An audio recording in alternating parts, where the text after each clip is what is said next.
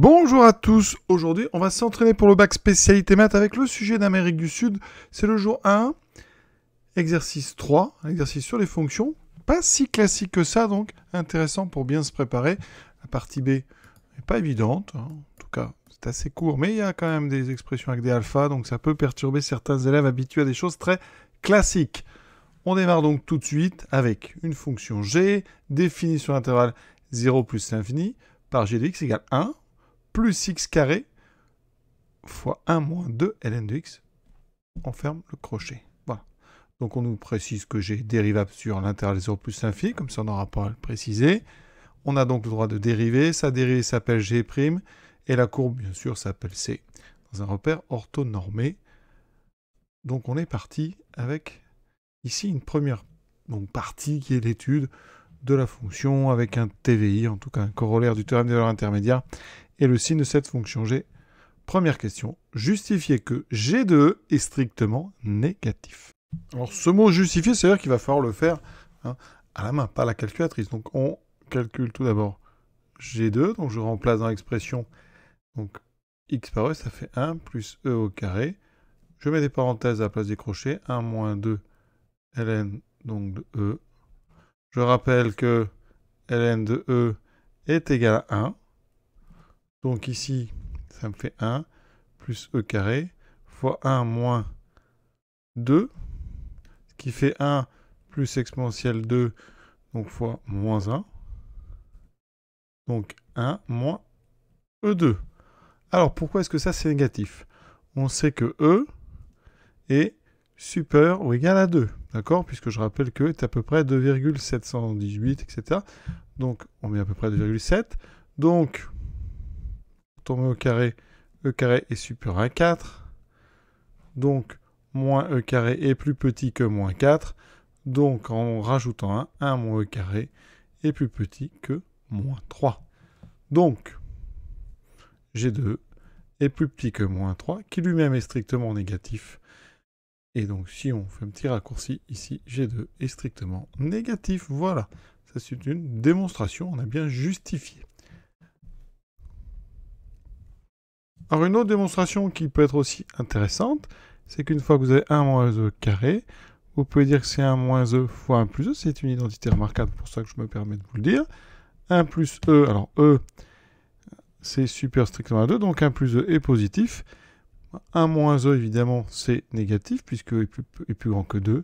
Donc le produit est un produit d'un nombre strictement positif par un nombre strictement négatif, et donc strictement négatif. Ça va un petit peu plus vite, mais il faut avoir remarqué cette factorisation. Voilà. A noter que j'ai choisi de prendre e strictement plus grand que 2. J'aurais pu prendre plus simplement e strictement plus grand que 1. Vous auriez eu ici, donc, e carré plus grand strictement que 1. Donc, moins e carré plus petit que moins 1. Donc, 1 moins e carré plus petit que 0. D'accord? Et on avait directement ici ceci. D'accord? Ça aurait été un peu plus rapide. Voilà donc pour ce que je vous propose comme démonstration de cette justification. Deuxième chose, la limite en plus l'infini. Rapidement, là, vous vous placez sur votre brouillon. On va regarder quand même s'il y a un problème ou pas. Donc, ln de x. Alors, quand x tend vers plus l'infini, ça tend vers plus l'infini. Donc, dans mes parenthèses, j'ai 1 moins 2 fois quelque chose qui va vers plus l'infini, donc c'est moins l'infini. On multiplie par x2 qui tend vers plus l'infini. Donc, par produit, ça tendra ça vers moins l'infini. Je rajoute 1, ça fait moins l'infini. Donc c'est bon. On rédige tout ça, bien sûr. Alors, on rappelle, parce qu'on est au bac, on essaie de mettre tous les points. Donc on rédige au maximum. Limite de ln de x égale plus l'infini. Ça, c'est du cours. Donc, limite de moins 2 ln de x, on multiplie par moins 2. Il n'y a pas besoin de citer de propriété. C'est moins l'infini.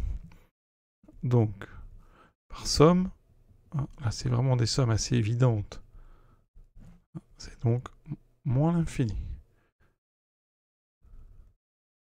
Vous pouvez mettre ici par somme. Donc, comme limite de x carré quand x tend vers plus l'infini est égal à plus l'infini, on a par produit, je décompose au maximum parce que c'est au bac, par produit, la limite de x carré multiplié par 1 moins 2 ln de x qui est égal à moins l'infini. C'est le produit, je répète, de quelque chose qui va vers l'infini par quelque chose qui va vers plus l'infini. Et toujours, on reste vraiment très rigoureux. Voilà. Et ensuite, en ajoutant 1, la limite donc de 1 plus x carré fois 1 moins 2 ln de x est donc égal à moins l'infini.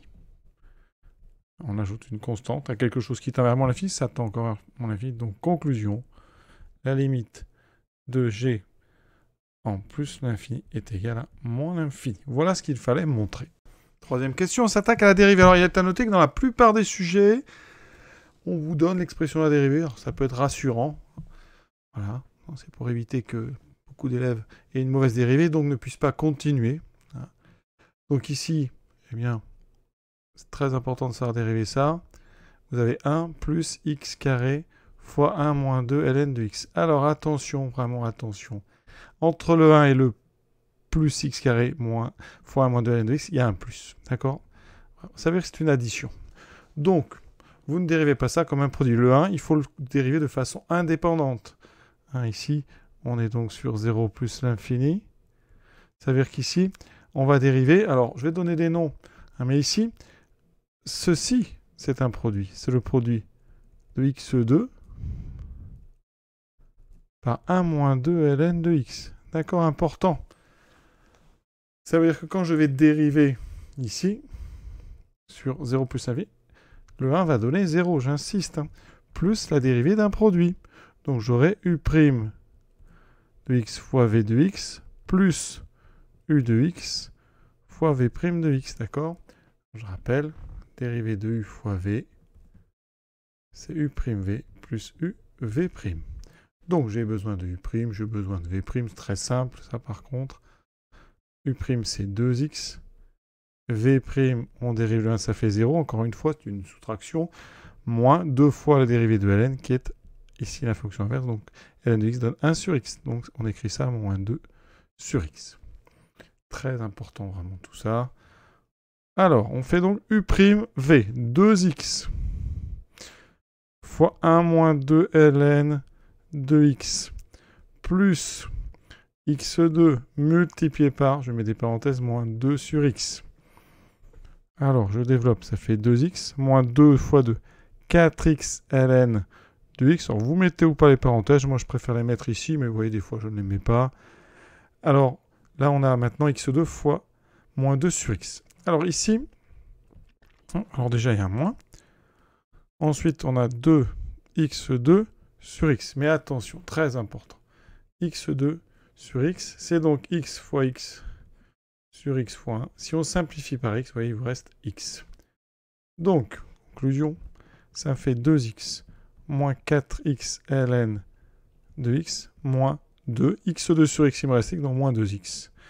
Les 2x se simplifient, il me reste moins 4x ln de x. Maintenant, on étudie le sens de variation de g. Et pour ça, vous le savez, il faut étudier le signe de g'. Donc, on a deux signes. Le signe de moins 4x et on aura besoin du signe de ln de x. Alors, moins 4x, je vous résume, on est là vraiment pour réviser.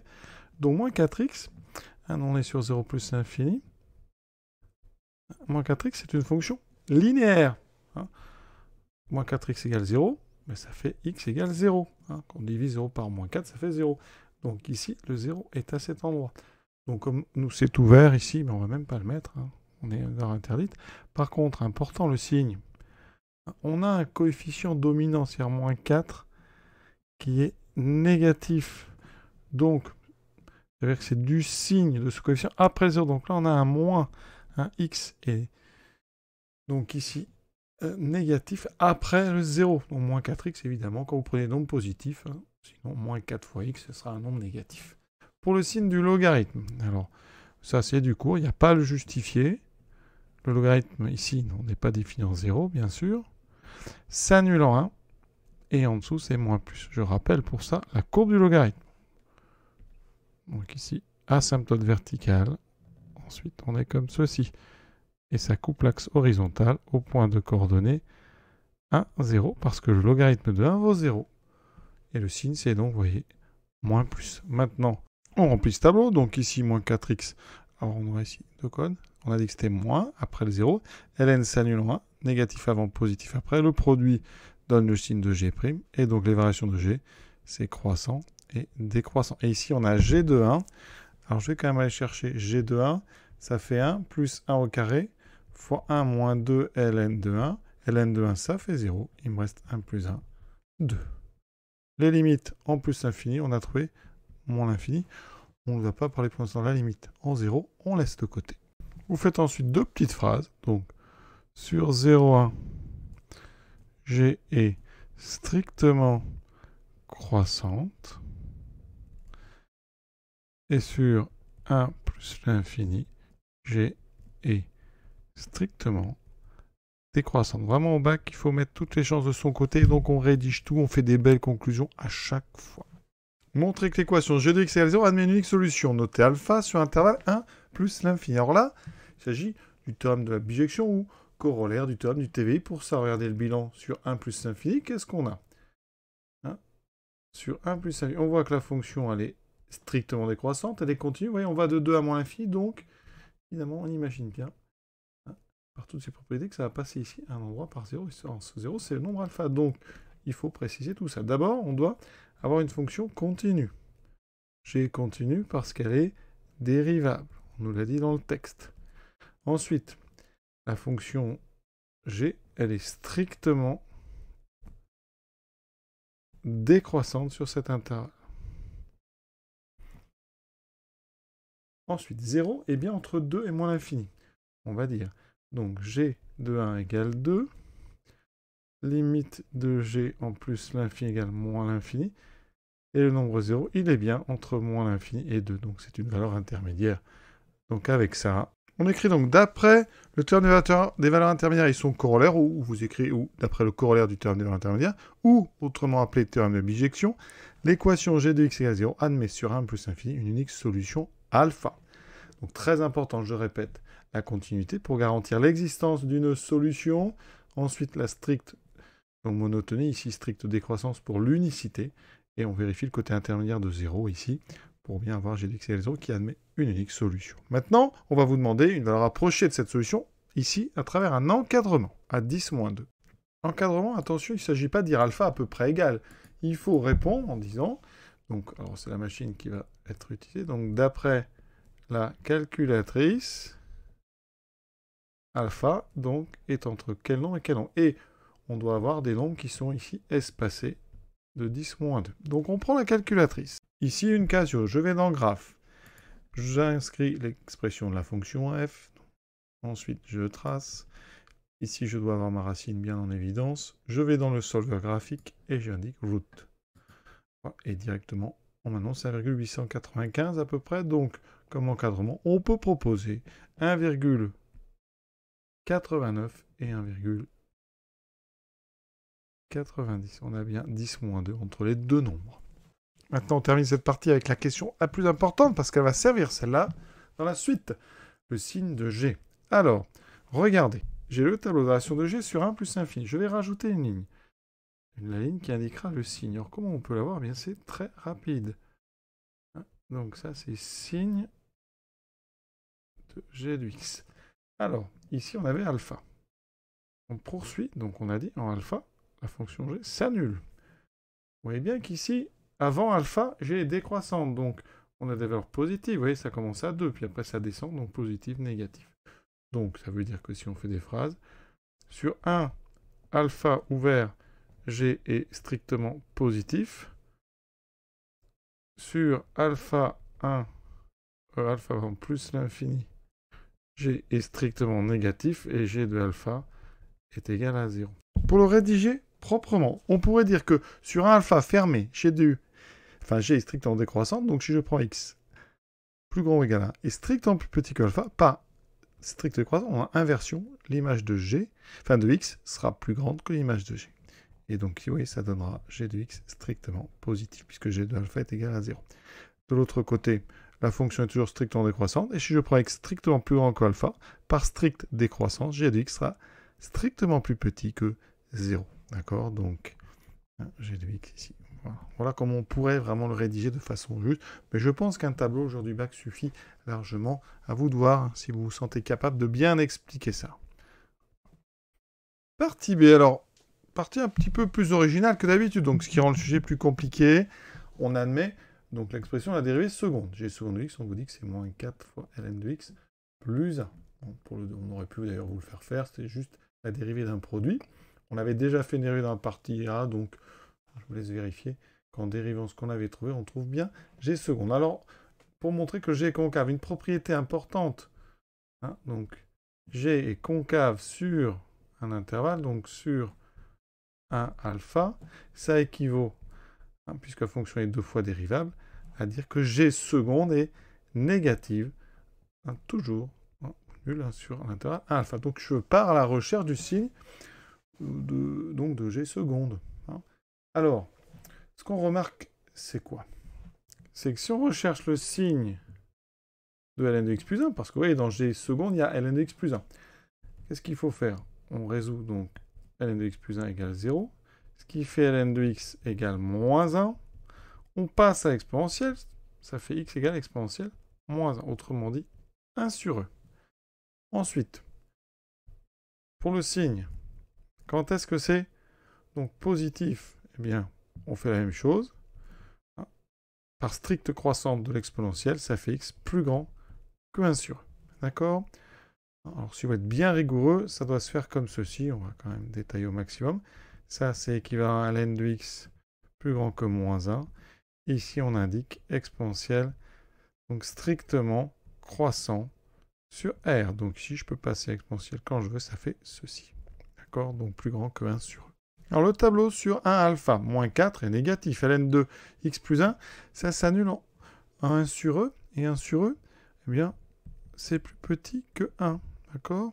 Donc ici, pour le n de x plus 1, dans notre partie, c'est toujours positif. D'accord? Si vous faites ln de x plus 1, sur un domaine plus grand, ça va donc s'annuler en 1 sur e. D'accord?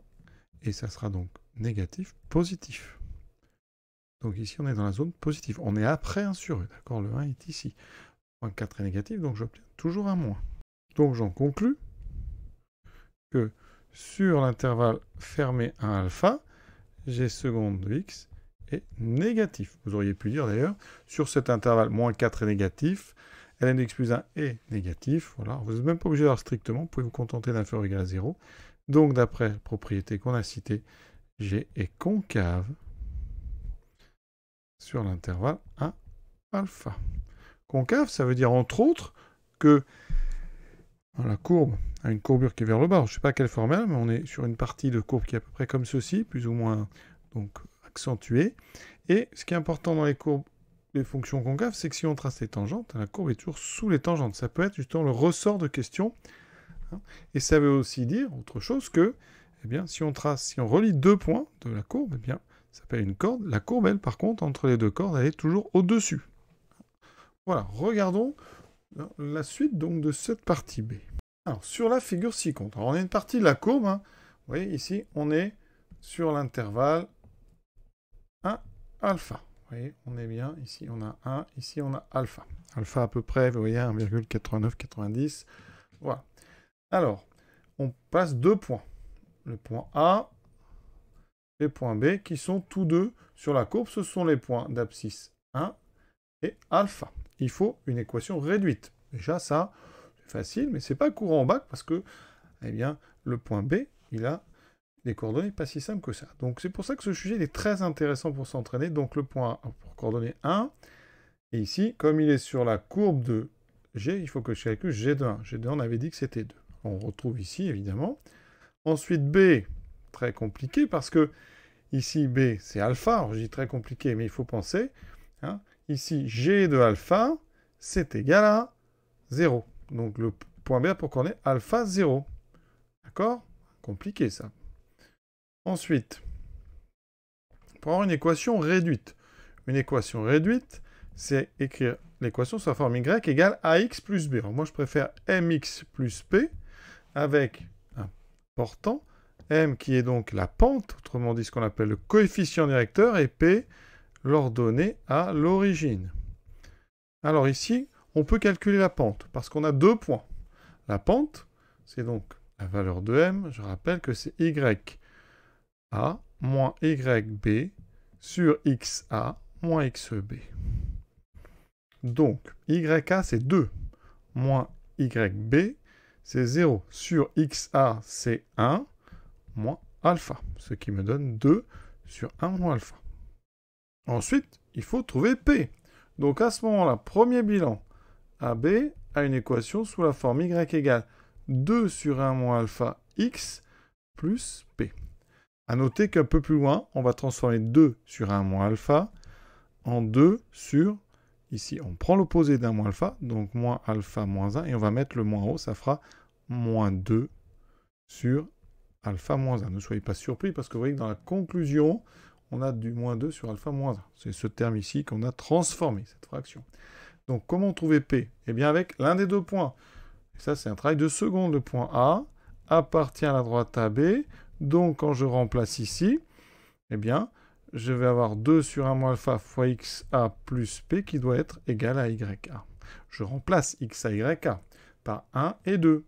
Donc, ça fait 2 sur 1 moins alpha plus P qui doit donc être obligatoirement égal à 2. Donc, P est égal à 2 moins 2 sur 1 moins alpha. On va mettre au même dénominateur. Vous voyez, il y a un travail. Par rapport à certains sujets, c'est beaucoup plus difficile. Donc, on met au même dénominateur. On met tout sur 1 moins alpha. J'aurai 2 fois 1 moins alpha moins 2, ce qui me donne 2 moins 2 alpha moins 2 sur 1 moins alpha. Et vous voyez que ça donne ici moins 2 alpha sur 1 moins alpha. Alors, on va maintenant transformer ces deux expressions parce qu'effectivement, dans la conclusion, elles n'y sont pas. Donc ici, on va dire que ça, c'est moins 2 sur alpha moins 1, puisque j'ai transformé un, je vous ai montré. Et ici, eh bien, le moins, on le met en bas. Et ça, ça fera 2 alpha sur alpha moins 1. Et ça, c'est la valeur de P. On met tout ça pour avoir l'équation. Donc, l'équation de AB, c'est Y égale donc M. Je vous ai dit qu'on le mettait sous la forme moins 2 sur alpha moins 1 X, plus B, qui est 2 alpha sur alpha moins 1. Alors, c'est rassurant, parce que dans la dernière question, regardez, tout ça, c'est la partie droite de notre inéquation, de notre inégalité. Donc ici, je pense qu'on a bien bossé. On passe à la dernière question. On arrive à la dernière question. Vraiment très difficile par rapport à ce qu'on peut voir au bac, en tout cas dans les sujets 2022 et 2021. Il est question ici de cordes, de séquentes, donc je vais vous rappeler quelque chose d'important. D'abord, quand on prend A et B, A appartient à la courbe C, B appartient à C. Donc la droite AB est une séquente. D'accord? Et la corde qui correspond, le segment AB, c'est une corde. D'accord? Eh bien, on a ici G concave sur l'intervalle 1 alpha. Eh bien ça équivaut graphiquement à des choses très intéressantes. Alors, il y a l'histoire de tangente. Fonction concave, vous pouvez vérifier sur le schéma qui est à côté. Si je trace n'importe quelle tangente, la courbe est en dessous de ces tangentes. Mais ici, il n'est pas question de tangente, il est question des séquentes. Les séquentes, vous voyez, je prends le point A, je le relie au point B. Alors, je vais essayer de faire ça bien quand même. A jusqu'à B. Eh bien, en faisant ça, je trace une corde. Corde qui est tracée sur la fameuse droite AB, qui est une séquente. On a l'équation de la séquente. On l'a trouvée juste avant. Eh bien, sur l'intervalle 1 alpha, eh bien, la courbe de G, c'est-à-dire C, est au-dessus de sa corde. Et sa corde ici, c'est la corde qui correspond au point d'abscisse 1 et d'abscisse alpha, c'est-à-dire c'est la corde AB. Une courbe qui correspond à une fonction concave, eh bien, elle est au-dessus de ces cordes. Voilà, et ça, c'est important. Donc, ça veut dire que C, qui est la courbe qui correspond à G, est au-dessus de AB, qui est la courbe qui correspond à la fonction affine qu'on a ici, là, la partie droite de l'équation AB. Donc, ça veut dire que sur l'intervalle 1 alpha, eh bien, G de X est donc plus grand, puisque la courbe est au-dessus de la fonction de ici, plus grand que l'expression de la fonction affine qui correspond à la corde AB sur l'intervalle ici 1 alpha. C'est une question difficile parce qu'il faut se rappeler que la concavité, elle peut être interprétée aussi par des cordes. D'accord? Si vous prenez une fonction convexe, vous prenez ici 2 points sur la courbe. Quand vous reliez ces 2 points, vous obtenez une corde. Et là, vous voyez que pour les fonctions convexes, eh bien, les cordes sont au-dessus. Alors que les tangentes, si je prends n'importe quelle tangente, ici, elles sont en dessous.